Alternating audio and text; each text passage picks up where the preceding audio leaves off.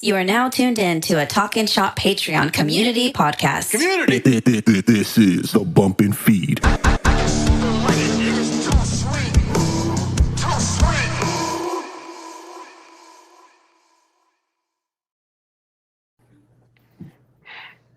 Ladies and gentlemen, welcome to the BumpNFeed podcast brought to you by Talk and Shop. Before we get into today's episode, just want to say the Good Brothers are going to the finals in the Neo Global Tag League at Pro Wrestling Noah. Big Pap. Golf clap. I got my host with me, Cade, Cabana. What's up, guys? How are you? What is up? Excited for another week as always. Glad we could do it. Yeah, dude. Super stoked, man. I hear we got a top guy coming in today. We got a big guest today. That's what I've heard, man. A huge guest. I'm pretty excited for it. I know Cabana's excited. I've been waiting for it all week, man. So we're going to dive right into it. Cabana, I'm going to let you introduce your boy. Bring him to the stage. I mean, we got a close personal friend of mine coming in. Known this guy for about 20 years. Used to go to the gym with him. He let me sit in the back seat while his protein rode shotgun, and he dry scooped it. He's a former TNA star. Handed Tommy Dreamer a briefcase on ECW. Big guy. Has a 3-disc DVD set. Has his own koozie. Bring him in. Caleb Konley. Golf clap. Hell yeah, I got a koozie. I probably got a couple more discs I could add to that shit. Hell yeah. Fucking dug it out. Welcome to the show. Thank you for coming on. We're excited to have you. Have a guest with a resume like yours is awesome for our up and coming podcast. So thank you again for coming on. I'm glad to be here. Diving into your career a little bit. There's so much that I was looking into just in the past couple of days that, I mean, what a resume you have. So I'm excited to get to talk with you a little bit about it. Probably know more than I do. Shit. I should have brushed up on my own resume. Yeah, I've been doing the same. I've been trying to do some research, and just so that I watch so much, sometimes you forget stuff, but for sure. So I've been writing it all down, so I have me some little notes right here. But as we get started, so not just necessarily into the wrestling business, but your fandom for wrestling, what got you into wrestling, and did you ever? This is kind of a 2-part question. So, what got you into it, and growing up, did you ever fall out of it? Sometimes people fall out of it. You get your driver's license and you're hanging out with girls and things like that. Did it stick with you all the way through? Wrestling was inevitable for me. It was something that, my earliest memories involved pro wrestling. My dad was in country music. He worked for David Allen Co. I just recently posted some pictures of that on social media. David Allen Co. just passed away. Me and one of his daughters were born on the same day. My dad worked for him. David also was like best friends with Dusty Rhodes. He did the Great American Bash tours in '85 and '86, and that was when I was conceived. So wrestling's literally been in my life from the day I was conceived to this very moment. Literally, like, my dad got into wrestling just after he stopped touring with David. So he'd been in wrestling since I was like 4 years old, like doing it professionally. In between, he would go on tours with other bands and stuff. But when he had time off the road, he would be at wrestling, and I would go to training with him when I was like 5 years old. I've done all the shows. Like, it's literally. Is that me? There's a I think the little audio sound. I'm hearing it too. It's talking shop. Yeah. It's just, it happens. My bad. So yeah, wrestling's always been there. I grew up with it. It's always been something in my life. About the time that I would have gone and gotten a driver's license and stopped getting into it. And I kind of did, but then I also met a buddy of mine from Georgia, Bobby Moore, who his father was also a wrestler when he was a kid. And because we were both like into nu metal and juggalo stuff, and then we also had fathers that were wrestlers, we both kind of just bonded over that. And like, we would watch wrestling and go to concerts, and basically where most people my age would have stopped giving a shit about wrestling because they cared about girls, like we continued to like wrestling because we were idiots. Yeah, I never fell out of it either. It sounds very similar to Cade, almost born into the business. Yeah. I did have a little side question. My dad and I are huge country music fans, especially that era. Did you get the chance to meet and interact with David Allan Coe as a kid, or? Oh yeah. I mean, like I would literally go on tours during the summer. Like this was a lot of the David Allan Coe stuff was before I was even in school, so I was just around. Both of my parents worked for him at that time. And then later on, my dad worked for Confederate Railroad and like Rusted Root and a bunch of other bands in like the mid '90s. So I was always going to concerts. I'd seen George Jones 1,000 times before I could, even know who he was. Really awesome. That's awesome. So when it comes to the actual in-ring stuff, I know I was kind of, I think we had really met each other. You were starting to work under the hood, under the black Pegasus, which is what you remain under my phone as.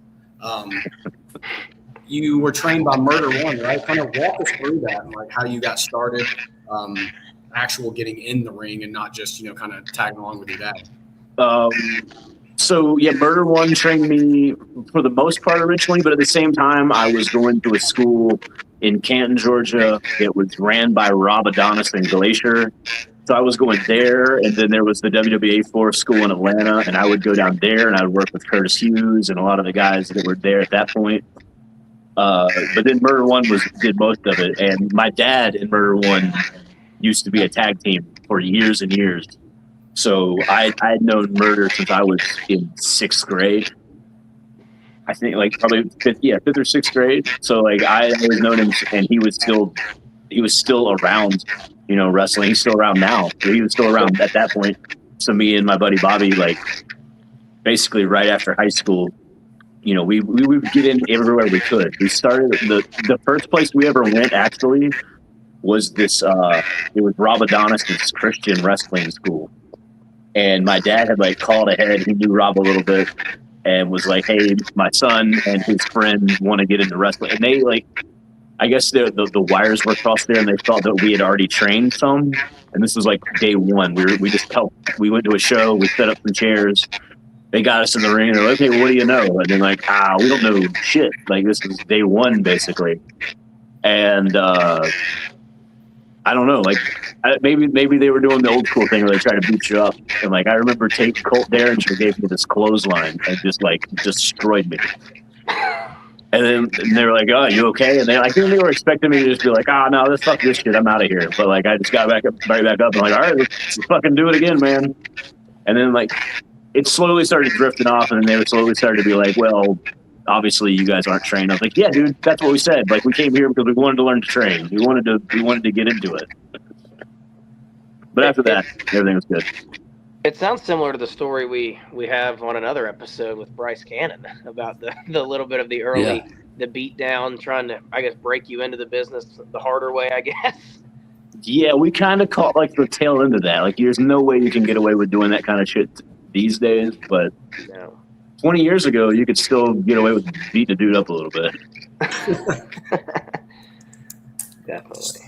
So starting out on the indie, I know a little bit of it. Luckily, I was brought in by a guy and then introduced to Gallows. So I kind of, and again, I don't do the in-ring stuff, but I have a small idea of the grind kind of starting out on the indies. And like, can you tell us a little bit about like the highs and lows of that, again, of just kind of getting your feet wet and not, thinking, man, shit, I shouldn't be doing this. I got to go get a real job. Can you tell us a little bit about that?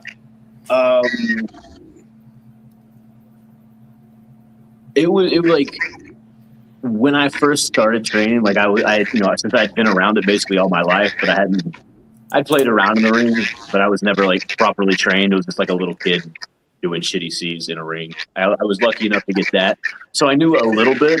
So right off the bat, like when I actually got into like the school and was training with other kids who had just started, I felt like I got it a little bit quicker than everybody else.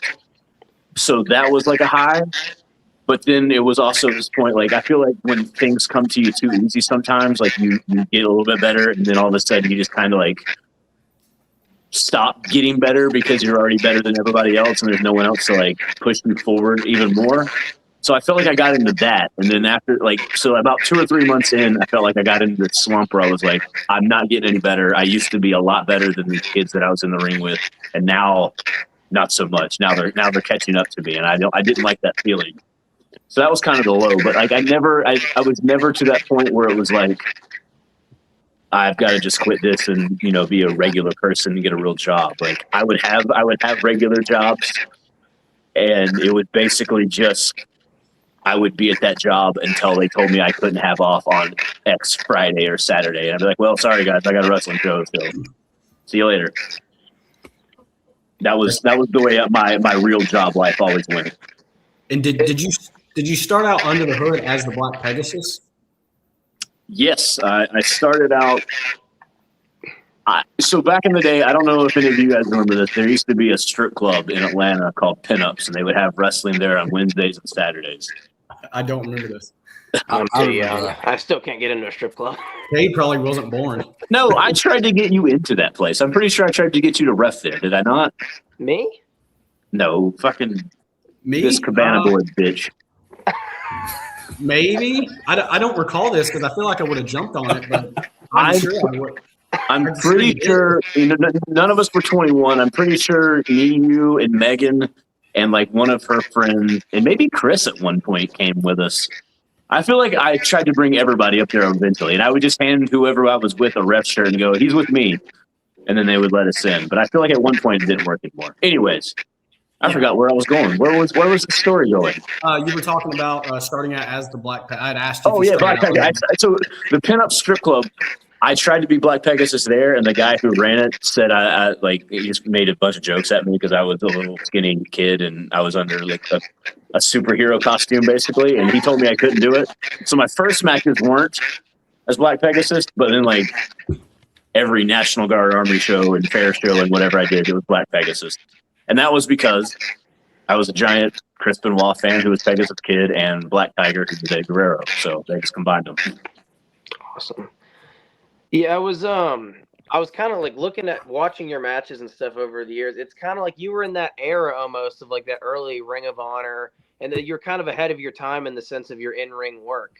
And obviously so many guys from that time period, I feel like you're one of those that came up in the Adam Coles and the AJ Styles that were kind of like, there was a certain style and the old school, like slow, methodical, whatever, but you were one of the first to bring that, like, almost like you said, superhero, like, athleticism into the ring.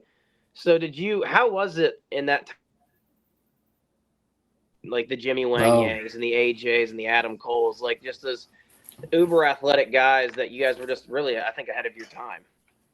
I don't feel like I was one of those guys. I feel like I was one of the guys that wanted to be one of those guys. Like those guys were already like top notch, and I was just this kid trying to like learn how to do it. So flattery to put me in that same category, but man, I don't know if I deserve that. Like those, like the early Ring of Honor guys, like I don't know that there's wrestling today in 2026 that's better than, the era of Ring of Honor with Christopher Daniels and AJ Styles and Samoa Joe and like the whole roster from top to bottom, the early Briscoe stuff.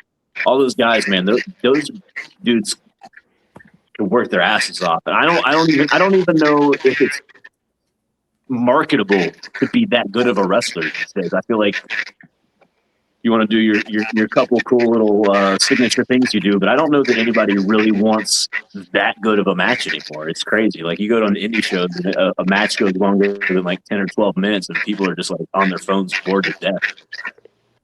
Well, I think that's kind of where I think that's where AEW's been able to capitalize, because I think there still is a market for that in a time and a place, and they have all the guys that can do it, where, the WWE style and, even Japan and stuff, it's a little bit different, but AEW, like, call it what you want. I'm a fan of all wrestling, but that's kind of it's the closest thing to that early 2000s Ring of Honor, where it's just guys that can go out and they can just go.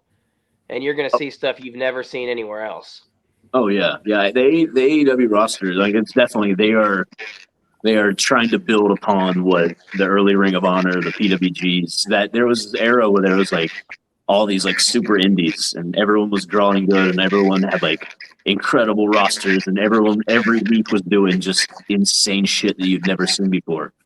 And AEW's the closest ones to doing that, but they still have to like toe the line of like, okay, well, what's marketable? What's the average fan want to see as opposed to like the diehards?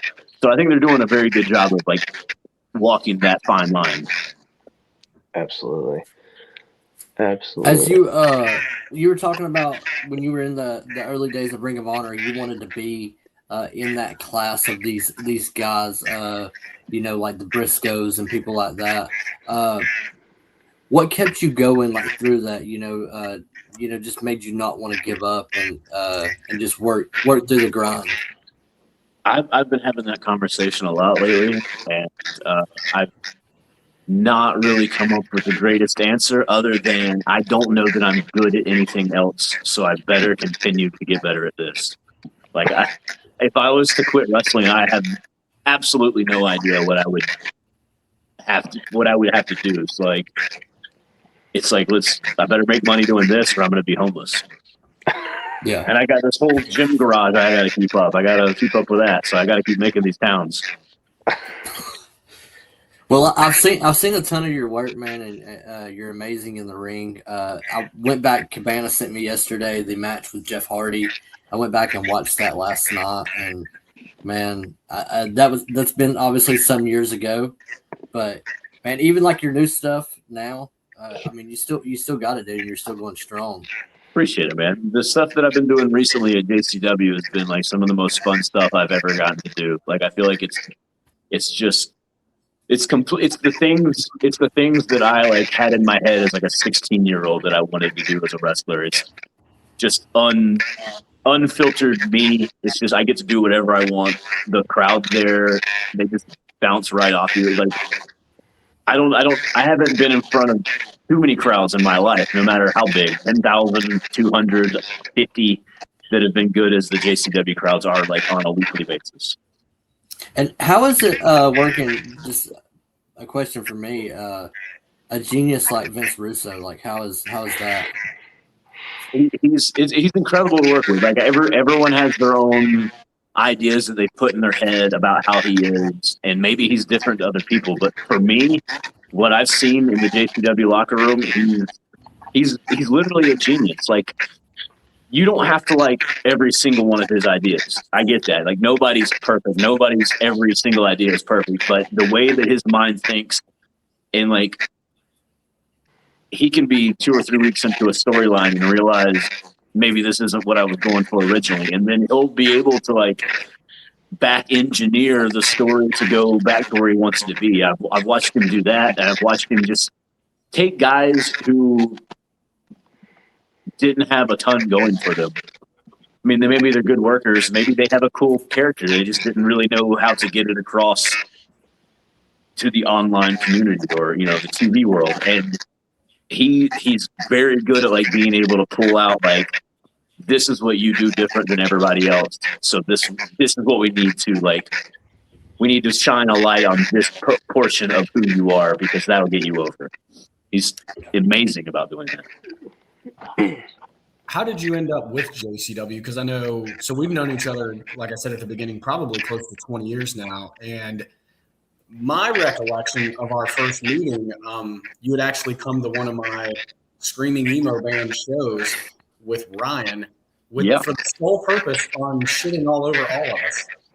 And I remember meeting, Ryan was talking about it, and I was like, well, why is this guy here if he's just going to make fun of us? So I went outside, and you had all the Juggalo stuff on. I think you might have had dreads and paint. I can't remember exactly. I know you were all, you could tell right away that you were in ICP. So how did you end up getting to work with him, and like, how is that? Because again, if that's, kind of somebody you've idolized for 20 years, and, I know they did the wrestling stuff in WCW towards the end, and now you're working with them. Like, how did that come about, and how is that working for, people that you really idolized as a kid? it's always been the thing that I wanted to do. Like I started training in 2005. Me and my buddy Bobby went to the gathering that year, and they do like a tryout every year. And we'd been training like 3 months or something, and we just got in there and beat the crap out of each other. We knew how to do a couple of cool moves. I could do like a nice moonsault already, so we did that. We did all the cool moves we knew how to do. And the match ends, and Vampiro and Madman Pondo are the judges, and they basically just tear us apart. And they're like, you do a couple cool things, but you guys are kind of the shits. So we were just like, well, fuck us, I guess. I mean, we did suck. We were 3 months in. So like from day one of actually being in wrestling, I was trying to get with JCW. And they would never invite me back. And I knew Kevin Gill, who was their ring announcer for a long time. We were buddies. And every year around the gathering, I'd be like, hey, I would love to come up and wrestle at the gathering. And it never would happen, and never would happen, and never would happen, year after year after year. And I just kind of eventually stopped giving a shit, stopped even trying. And so then, like you said, we've known each other forever, and I was a big juggalo. When I moved to North Carolina to work for High Spots, I just put all of my juggalo stuff basically in my boss's attic. Because, I was living with my boss at that time. And then, like, a little over 2 years ago, he decided he was going to sell that house. And he was like, hey, you got to come get all your shit out of my attic. All this stuff has been there for 20 years. You got to come get all your shit out of the attic. So I went and I got all of this ICP stuff. Jerseys, posters, CDs, action figures, whatever the fuck. I had all of it. And then I just put it all on Marketplace. I was just going to sell it. I was just like, here's $20 for this ICP t-shirt. And then Kerry Morton hit me up. And it's like, hey, I like this shirt you have, and I work for JCW now. Is this somewhere you would want to go? And I was like, fuck yeah. And like, just like that, like, he put in the word. He had me on the next show, which was like, I think maybe the first taping for the Lunacy show that we're doing now. And it was just supposed to be like, I go up there and I was just like some unknown guy. I wasn't even like a roster guy. And then Violent J saw my first match I had with Assad. And then like all of a sudden he's been texting me every day since and like giving me ideas and telling me how cool I am and shit. So it only just took 25 years to have my idol, pay attention to me. So never give up, kids. So to get off of to segue into something I wanted to hit on, I believe, if I'm not mistaken, you spent some time under the Suicide hood, correct? Fuck yeah. Basically since 2017. So for me, growing up, obviously, I don't know if you were under the hood when my dad was doing his time in TNA with the Aces and Eights, but that was one of my favorite characters in all of wrestling, just the gear and the whole thing. So what was it like playing that character? Because I feel like that was one of the more over things TNA had, because just like the crazy moves and the cool costume and everything about it was just so appealing. I think to kids my age, just because of the look, but everybody, when you see him go in the ring, and it's just this insanity every time, especially those X Division X matches and things like that. So what was it like at did you enjoy it? Was it, one of your highs in your career under that hood of Suicide? So I've got mixed feelings on it.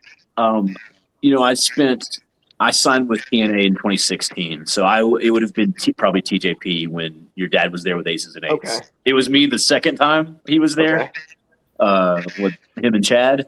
Mm-hmm. But so they signed me in 2016. I did 4 or 5 matches, but mostly it was just me sitting at home twiddling my thumbs. And I was just, I had been signed. I kept every day I'd have a tweet going, hey, Impact Wrestling, when are you going to start using Caleb Konley that you signed? And I'd just be fucking just sitting there fuming because they weren't using me. And then they brought back Jeff Jarrett when the company went to Anthem, because I guess the people at Anthem really liked Jeff Jarrett. And one of Jeff's first things was he wanted to bring back Suicide. It had been probably 2 or 3 years, probably 2 years since Perkins had left at that point.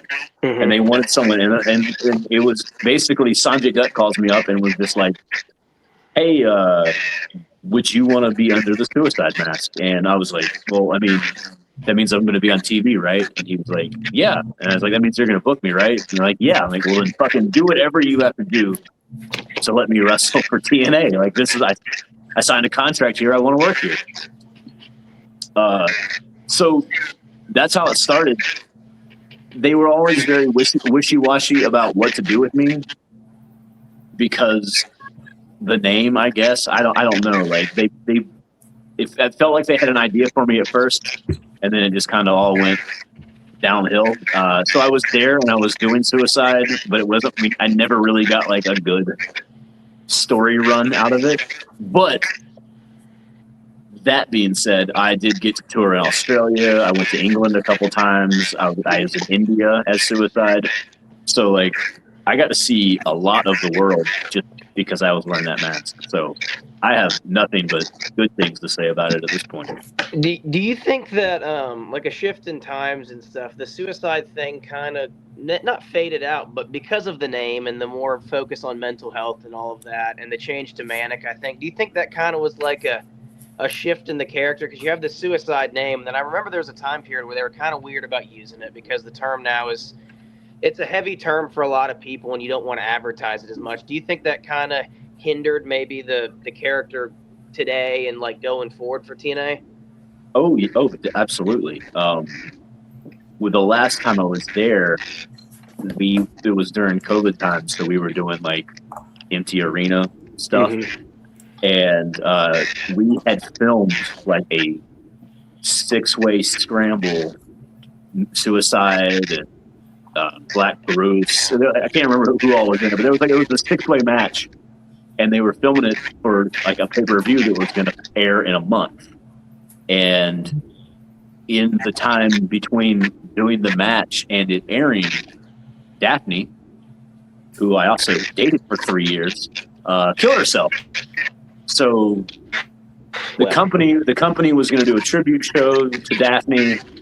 I dated Daphne, and then I'm also under a hood at Suicide. They were like, look, all these things don't look good together. So like we're gonna refilm this match without you, and we're just not gonna use Suicide anymore. And I was like, well, that sucks for me, but I get it. Yeah, absolutely. Wow. So it's rough. And we could have at any point, changed the name from Suicide to whatever else. Also, there's like 100 different bands that have Suicide in their name, and no one seems to give them shit. We also have a Genocide in wrestling and a Homicide in wrestling, and no one seems to give them shit. But I was about to say, weren't Suicide and Homicide and TNA at the same time? Oh, they were. They were. Yeah, that's I didn't know that's how that ended like that, but that's crazy. Speaking of Daphne though, it's for anybody who gives a shit, not that you do. It's my first ever wrestling autograph that I ever got as a kid. WCW house show in Chattanooga, Tennessee. That's pretty cool. I remember Daphne I think from. Go ahead. Sorry. I was gonna switch, but Caleb, you got something to say? Just go ahead.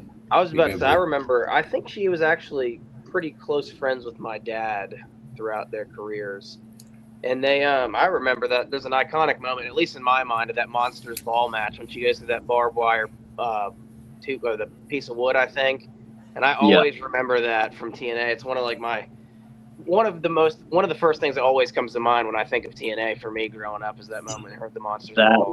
That was the moment that really fucked her up. Like she got concussed super bad, and she had already had bipolar disorder at that point, but after the multiple concussions in a row, I think she had just got like another like minor concussion a week or two before that, and that was the bump that basically was the beginning of the end for her, unfortunately. Well, I hate that that's one of my iconic moments in TNA.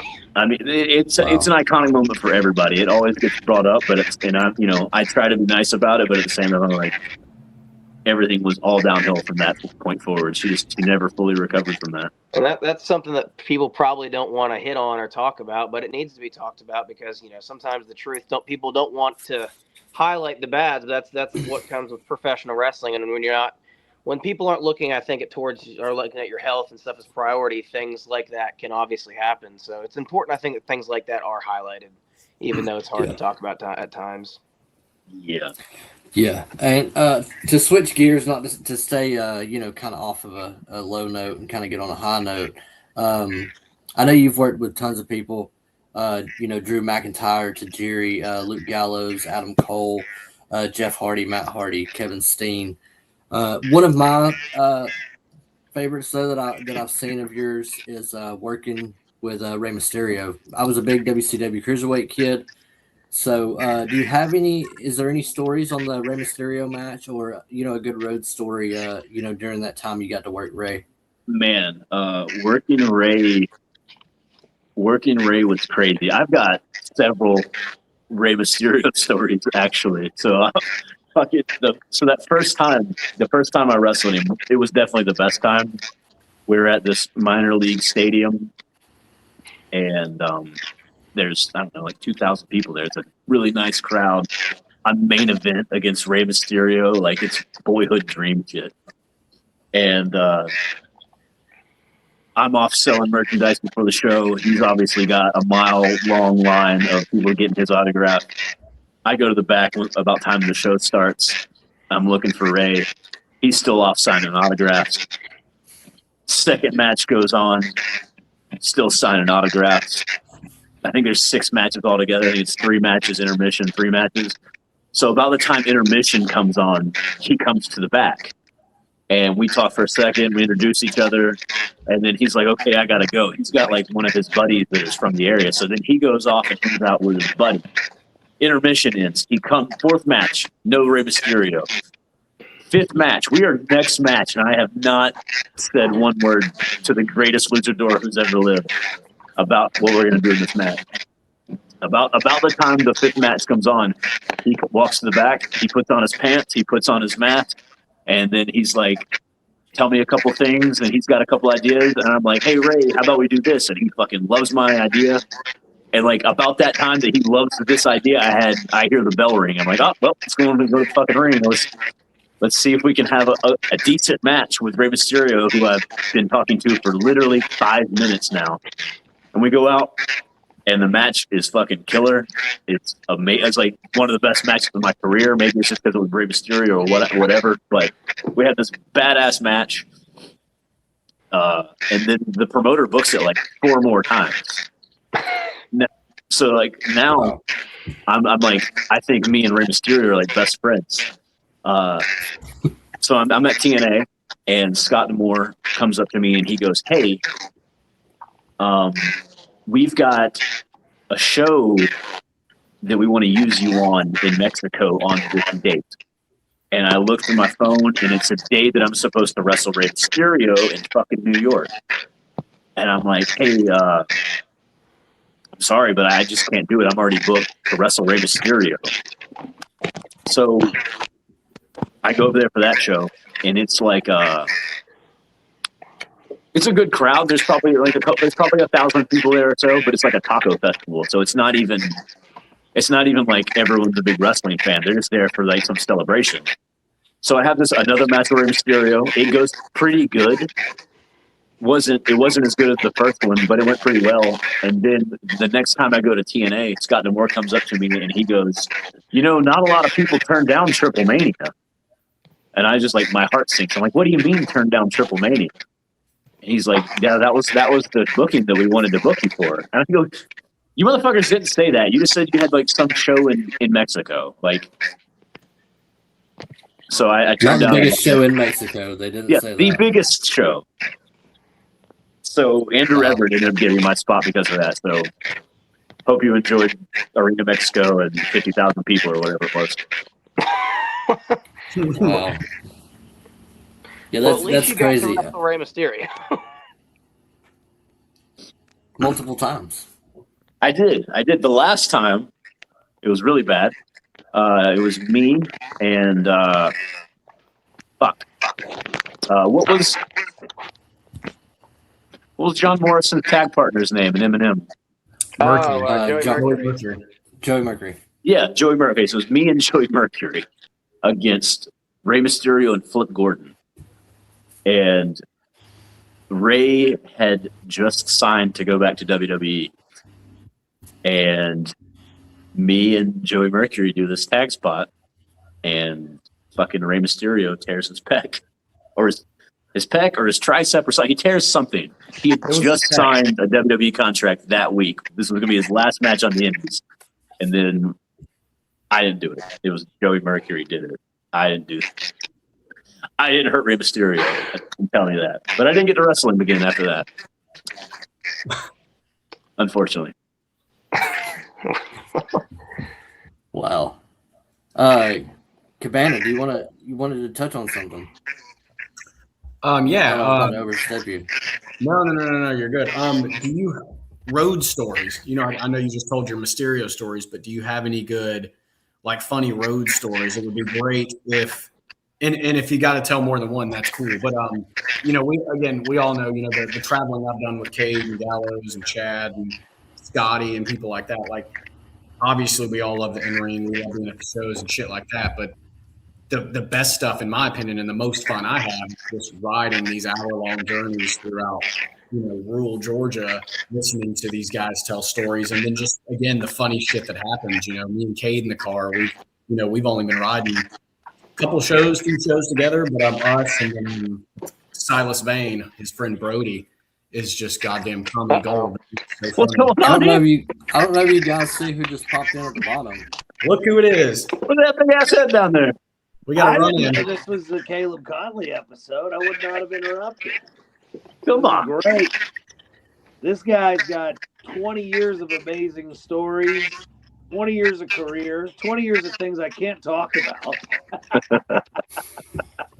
Are you guys talking about Silas Vane to him? Holy shit. We were trying to get funny road stories, and we were going to see if maybe he had any arable funny stories about yourself. Caleb, how many times have you been asked that question and thought, my God, I have so many that I can't tell? Oh yeah. They mostly can't tell them. I've got a couple PG ones that are pretty good, but you know, I got some really good ones that will never leave here. Yeah, that's the problem with this. Especially like in the Southern wrestling culture that we came up in. There's a lot of Sure. a lot of really fun stuff that you can't say to anyone publicly. Well, don't let me interrupt. I wanted to come in and listen. I'm glad you guys are doing this. It's great.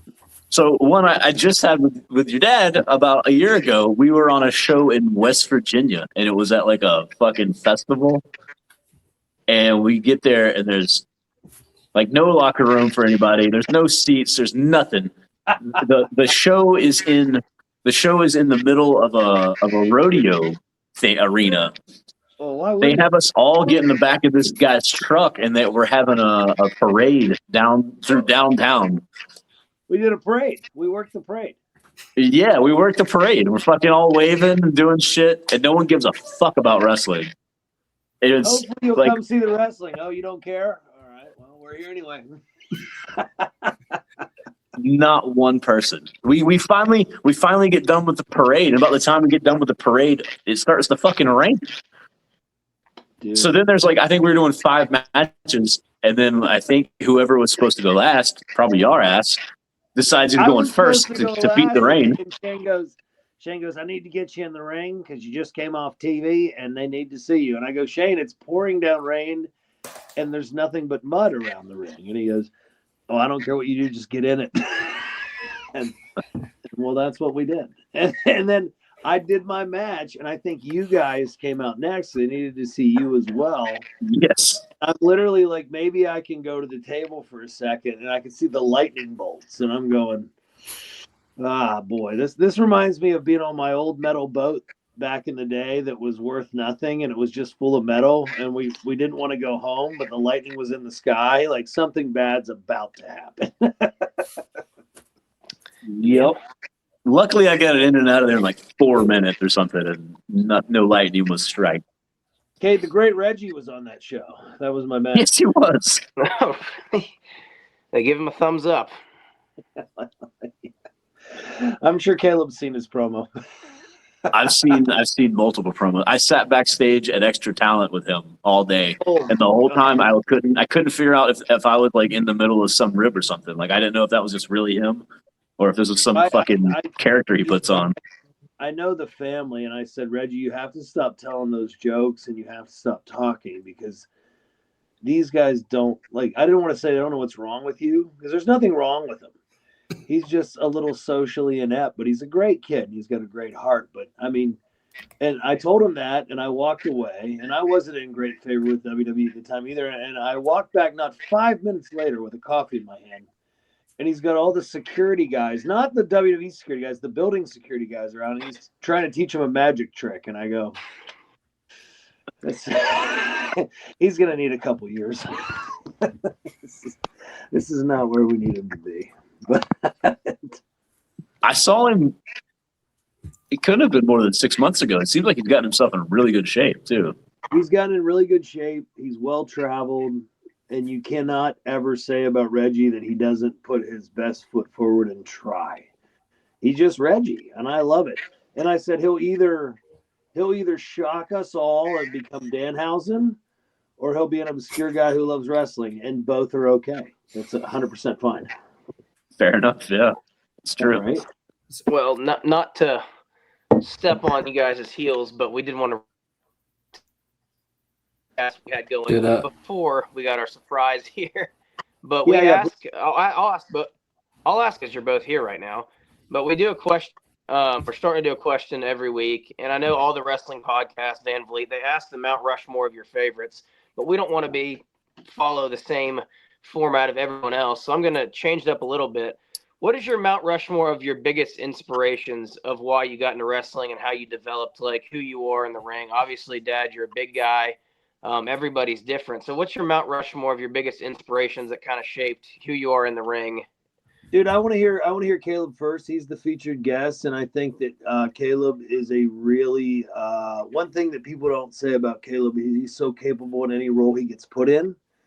And one of the people that go on my Mount Rushmore of inspirations is Terry Funk. And I think that Terry Funk was a guy that could be put in any situation and do well. But I've seen Caleb succeed as Suicide. I've seen Caleb succeed as the guy that they needed a guy to work with somebody coming into the territory. I've seen Caleb come out of his shell and be a star at JCW, where I think that, people didn't realize that was still in there, and it's shining right now. So I would put like Terry Funk on that, but I would ask him first because I feel like he's a guy that he can kind of check every box in a lot of ways. And then I'll do mine because, you probably know mine, Cade. You grew up with me. My Rushmore inspiration, definitely Flair, more in the ring than the personal life part of it. Yeah. Especially current day. I grew up with him. He's like the guy I remember being like 4 or 5 years old, hating his guts. Yep. It's all I've ever wanted to be ever since, is be like Ric Flair in the ring. Dean Malenko, I remember the 96 Cruiserweight tournament in WCW, and I just remember like falling in love with this motherfucker who was, 5'7" and 175 pounds, and all the things that they said you couldn't be as a pro wrestler at that point. And he was just going out there and killing it. The whole 96 Cruiserweight tournament was that way, but Dean was the guy that really got me. Dean was a guy that on his entrance, though, you knew you couldn't fuck with him. Oh, yeah. When he would twist the wrist tape and have that serious look on his face, like people have knocked his charisma, but like I watched WCW Saturday Night and was like, you don't want to fuck around with that dude. No. Right? He's a dude who knows what he's doing. He doesn't have to be flamboyant and do anything crazy. He just looks at you and does this shit. He had full presence the whole time. The Off Man. He's Who cold as us. Who else? Terry Funk was a big one too for me, because he was the opposite of Flair. Like they were two sides of the same coin to me. The I Quit match is probably like my favorite match in the world. Hell yeah. Who else?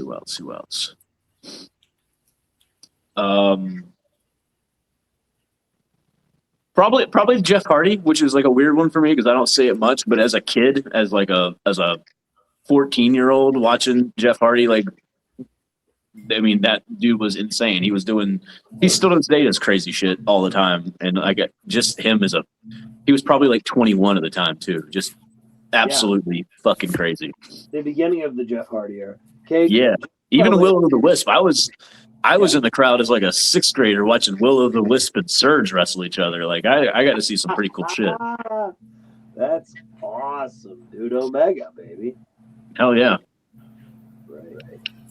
So was that? How many was that? That's that 4. So That's 4. 4. Well, I mean, let's go around the room. Kate, what are yours? I would have to say Edge. Obviously, it's my all-time favorite. That makes sense. Number 2, probably because I thought I was going to be closer to Dad's size when I was younger than I actually got to be. I would say Mike Awesome because he was a guy I looked at like I could be like. I loved Mike Awesome growing up. I always did. He has an unorthodox series of favorites. He's a real wrestling fan, which I love about him. Rushmore because it's just so out there, but I did love Vampiro growing up. I knew you were going to say Vampiro. No shit. Vampiro from Wrestling Society X because I had the whole DVD tape from the 2 seasons or whatever that they had. 45 minutes of school every morning, and all he wanted to watch, every kid watched Barney, and this little mofo goes, Wrestling Society X? All right, in the DVD player, and he's watching Vampiro. So I would probably say those 3, and then a 4th one. I don't hate the Jeff Hardy, but it's just I've always loved Jeff Hardy, but not enough probably to. I would probably go with Randy Orton. I've loved Randy Orton since I was a kid. It's kind of been like, I mean, he's been the top guy as long as I've been alive. So my whole life has been seeing Randy Orton, do, and I love everything that he does, the way he carries himself in the ring. One thing I was talking about with my trainer the other day, she was asking me like, who do you like to watch for selling? And I think Randy more than anything. He sells from his face, and everything is through his facial expressions. And he tells a story, whatever moves he's doing or whatever he's taking, everything's through his face. And I think it's something so cool that he can dictate the pace of a match and like the feel of an arena just by the facial expressions you see on the Titantron or wherever. I don't think in modern wrestling anybody dictates a pace better than before, because you don't go faster when you're working Randy Orton. You slow the fuck down and watch him move. Amazing. So that would probably be my 4. It's a different one, but it's my 4. That's cool. Cabana. I didn't know the deepness of your fandom. I'm going to get to you, Emerson. But what is your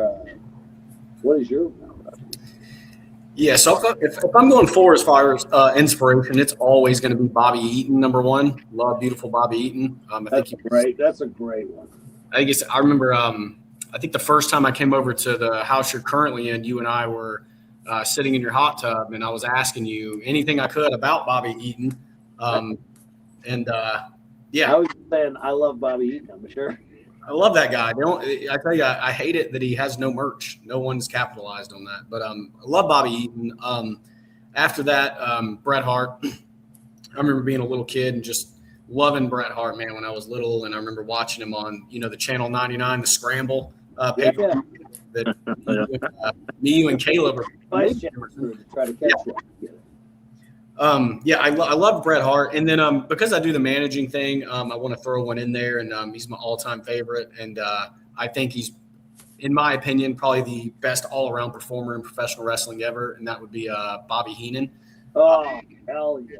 Great. Love that guy. He could do everything. I'll go back and watch shitty pay-per-views from 91, 92 man, just to listen to him and Gorilla Monsoon. God damn, I love those guys.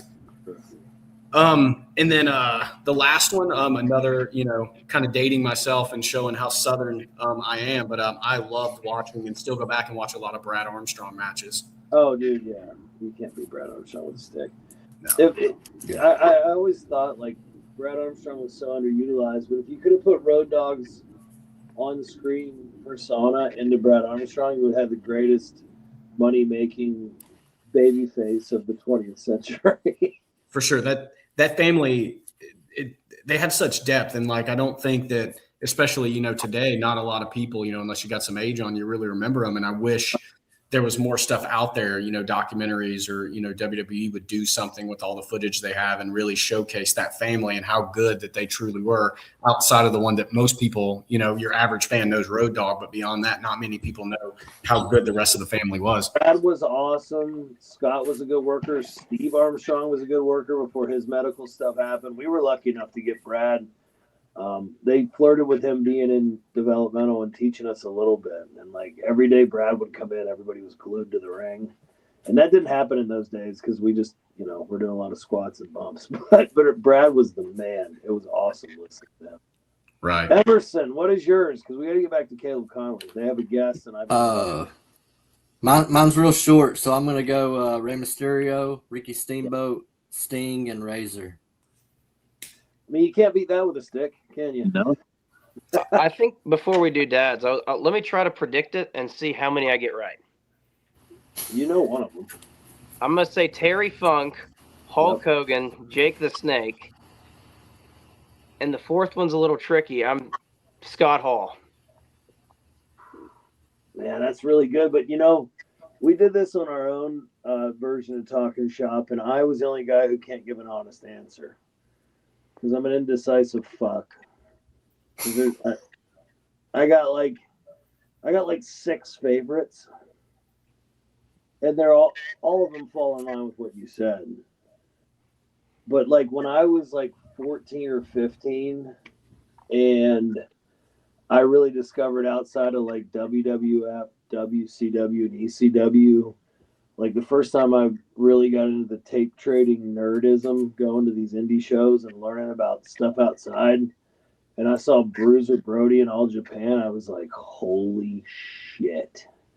That is the coolest thing I have ever seen. And then I wanted to see everything he did. And Bruiser Brody was awesome, and he's such a legend, and he gets put in this category. A lot of it's very similar, but I just loved watching him create chaos. And I got like addicted to getting his Puerto Rico stuff, his Japanese stuff, because like he doesn't have this great American run, and like maybe it's the fabled legend that he was so hard to work with and such a rebel and all that stuff. But like, I just thought that guy was like Terry Funk had this thing where he could just create this spastic momentum, and Brody was the same way. And it wasn't necessarily about work rate; it was about just like he created chaos and he could make the room buzz. And I thought that was the coolest thing I ever saw. And I don't think anybody's ever been able to do it as well as him. So I would put him in there too. So like as far as like 4 is really hard for me. I'm a shitty answer. Terry Funk's on there. Hogan's on there for sure. I got to put Brody on there. Scott Hall was a good answer too, Caden. I guess I'll make that my 4 because we'll talk about it all day and then we hear what I have to say all day long. Yeah, that's pretty good. But you got to add Brody in there because I was mesmerized by the fact that he existed. I thought he was awesome. LG, I appreciate you coming in, dude. I know it's 2:27 a.m. in Japan right now. Dude, my phone died. I won the finals of the A block today. I did a 9-hour bus ride. I was talking to my wife. My dog just died. I was sitting here. I charged the phone back up, and I text Kate. I said, "What are you doing?" He goes, "I'm podcasting." I said, "Holy shit!" So, I don't mean to interrupt you guys. And please continue the interview with Caleb Konley, and I'll shut up because that's why you guys are here. Before you go, Gallows, I know I texted you last night, and I don't think I texted Mason though. I was digging out some of the merchandise that he's given me, over our 20-year friendship to try to bring some things on here, see if he could talk a little about it, see if hopefully give him a little pop. But on this gym that you sent me, Mason, many years ago, there is, I don't know if you get it on camera, but there's a match. Grab bag item, pal. Luke Gallows versus Caleb Konley from PWX. Do you guys remember this match at all? Either one? Absolutely, I remember that match.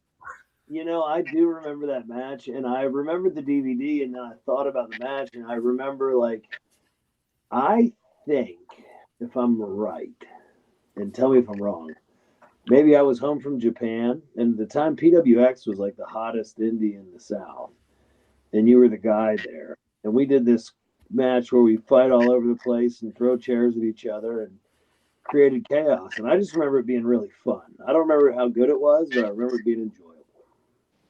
I remember it being a lot of fun also. And then I also remember afterwards, literally everyone in the crowd come up to me and being like, that match was insane. I'm like, really? Like, I thought it was cool and all, but they're like, no, you looked like you guys were beating the fuck out of each other the whole time. I'm like, oh, I mean, we kind of were. We'll take it. That's great. I do remember how hot PWX was at the time, and I remember you guys getting it hot. And I remember everybody talking about it and going like, "Oh, there's like a," because at that time the Bullet Club, like all the smart stuff. Like wink, wink, nudge, nudge. I was never a smart wrestler, still am not. But I was like, "There's a smart indie in the Carolinas that's really cool," and it had a ton of buzz. And I remember coming in there and not knowing what it was going to be like, and going, "Oh, this atmosphere is tight." It was like going to those ones in Europe back then, where like the chairs are all over the ring. It's dark in there, and they know the characters really well, and they expect you to do something. So you're not gonna do the Southern Brother match. You better do something. Yeah, it was definitely a good time. We had fucking everyone in the world come through there. Yes.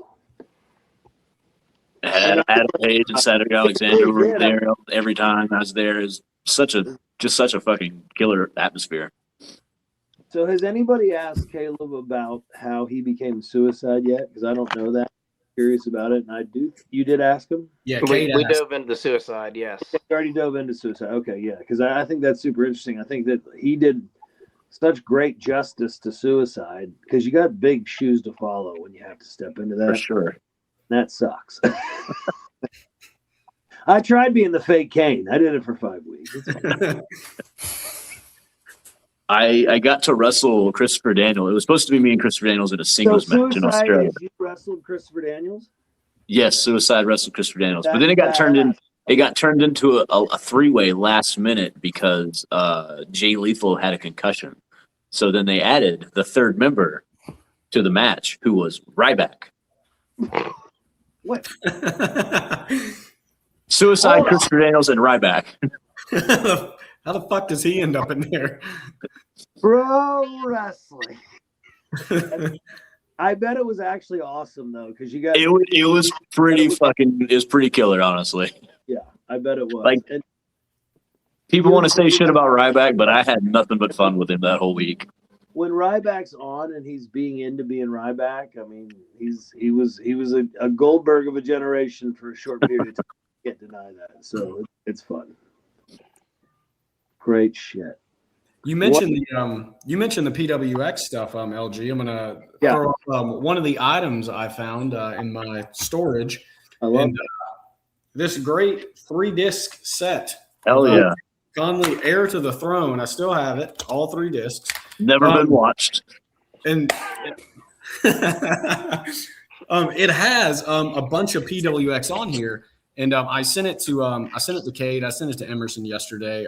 Again, you and I have been friends for so long, and I was just kind of, letting them know who you were. But this is a who's who of names back here. Rich Swann, Cedric Alexander, Kevin Steen, Chip Day. Maybe not everybody knows him, but I do remember him. Matt Stryker. We know him in the Southeast.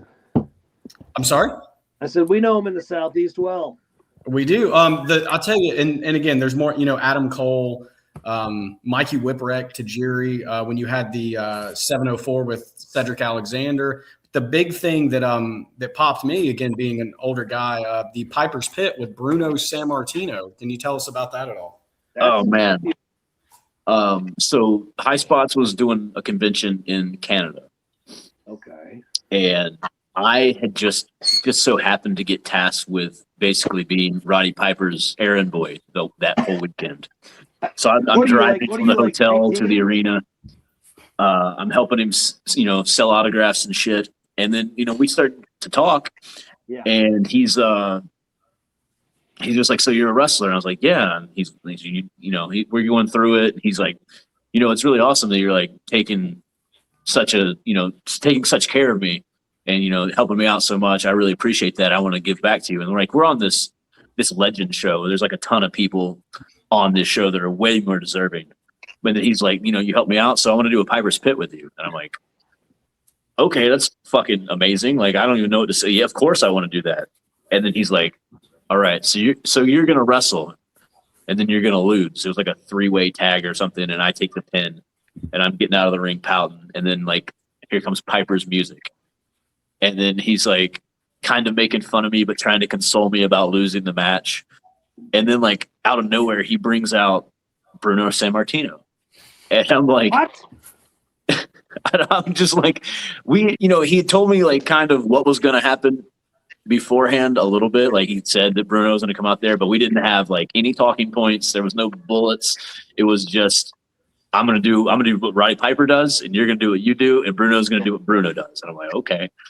So then we're fucking having this interview, and he's like, you know what, Caleb, you interview Bruno. And then he's like, out the side of his lip, he's like, talk some shit to him. And I'm like, I don't know how to fucking talk shit to Bruno Sammartino. He's a fucking legend. I'm like, holy. And then he's like kind of feeding me lines, and I'm saying lines. And then he gets all mad. How dare you talk to a fucking legend like that? And he starts slapping me. And I'm like, oh shit. He's like, slap me back. And I slap him. And he just slaps me fucking harder. And he goes, slap me back. And I slap him harder. And he like, we're going back and forth. And to the point where I have to fucking powder out of the ring because he's beating the shit out of me. And I've got just welts all over the side of my head. We get to the back, and I'm just sitting there, and I'm waiting to come back, and he's so fucking happy. He's smiling, and he's hugging me. Oh, you did fucking great. I'm like, oh. I'm just like, seriously, like this pit in my stomach the whole time. I was like, oh, fuck, I'm going to fuck this up. I'm going to fuck this up. I'm going to fuck this up. And then Bruno was all about it, too, and I was like, holy shit.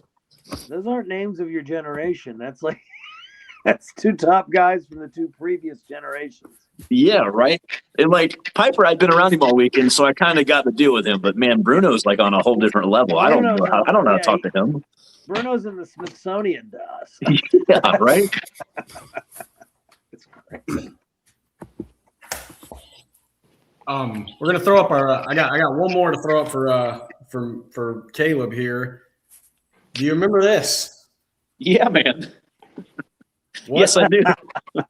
Did you guys ever take over the world or just the movie? We're just trying to put it over, man. We can't take over anything. That was in a time period before TikTok and shit, and there like, the only person out there that was really doing anything like that was Colt Cabana. Yep. And he was always coming into the office and doing cool shit, and I was like, I want to do cool shit. Just no one was doing like skits to advertise wrestling at that point, really. So I just tried to find a niche for myself. And it was cool, like it was. I wish I could still do it if I could get people to film shit with me. You can still do it, of course you can. I mean, I definitely could, but it was a time period. I had a good photographer who would film shit for me all the time, and I had my buddy Zane. It's who's like having retired a podcast. at this point. Like you go, hey, I got a podcast. You want to come on? And the boys go, Yeah, exactly like that. All right, never mind. Well, not to 14 years. Not to interrupt, but we're over an hour here, so we got to start winding it down. But I did have one question I wanted to ask Caleb before we jump off of here. So we went through some of those crazy resume, the names you've wrestled: Adam Cole, Kevin Steen, obviously the Big LG, Rey Mysterio, Mikey Whipwreck, all these legends. Do you have one that stands out to you? Maybe it means the most to you, or your favorite opponent you've gotten to wrestle over your 20-year career, whatever it may be. Oh man, that's super hard because I feel like I've been in the ring with just about everyone you can even think of. One that comes to mind, just I don't know that like the match was like a 5-star match or anything, but I think I learned the most from Matt Stryker. It was one of his first matches after he left WWE, and that's a smart guy, man.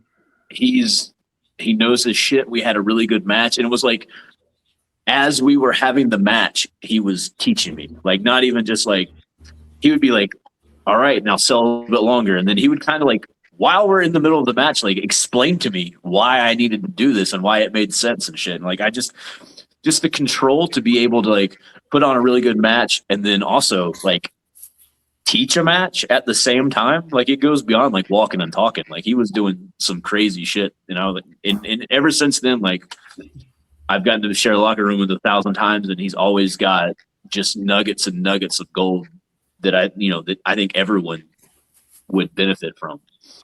You know who else is like that? Who, when he was straight, was the best, and I can say from talking to him, he's straight again now. Finally, thank God. Joey Mercury. I've only known 2 guys that were really like that, and Joey was one of them. You know what? We just talked about Joey a little bit ago when he wasn't straight, and we had a really bad match. But he's definitely one of those guys. I had a match with him, or not? It wasn't with him. It was with somebody else. But then we come through the curtain, and like the whole rest of the show, I just sat behind the curtain. We watched the entire show with him, and he would nitpick stuff, and he would tell me why this worked and why it didn't work. And Joey was, man, he was super smart. I've tagged with 5 or 6 world champions on live national television, and I didn't learn a nugget of as much as I did like doing house shows, tagging with Joey when we were like the cannon fodder for the Straight Edge Society, because that guy's mind there's a depth to that, and it's impressive. So I hope he comes back to it and can contribute again, which I think that he will. But I hope so, man. Yeah, he's freaking on. But yeah, Matt's a great one, dude. Great example. That was a great answer. Well, Emerson, do you want to kick off the outro? Yeah, first off, I just want to say, Caleb, I appreciate you coming in. This is my first time, obviously, interacting with you at all. So I appreciate it. Cabana, obviously, hooking you up to come on the Bump and Feed. Big LG with the huge surprise in the middle of the night in Tokyo, Japan, or wherever they are in Japan right now. Super fucking cool. 1 million. Yeah. Riddles are playing for me. It was surprising because Gallows hates doing podcasts, so Hey we man, just shoot a text and it's like how send are me the you link. guys? I like you guys. Carl's the problem. Oh, okay. It's always Carl's problem. But Caleb, I'm gonna post it right here for anybody that's watching on the video format. But do you have anything that you want to plug? Your social media, any upcoming dates, your high spots. I know you make gear, anything like that. All of my socials are at Caleb Konley, CalebKonley. Check me out there. I'm on JCW Lunacy every Thursday on YouTube. We're doing tours with ICP right now. We're running monthly shows in Michigan. So check that if you can. Otherwise, just stay tuned to my socials. If you're a new wrestler, if you need new boots, you need kick pads, gear, I work at High Spots. I'll make that stuff from scratch, from me to you. Then just keep watching Bump and Feed, man.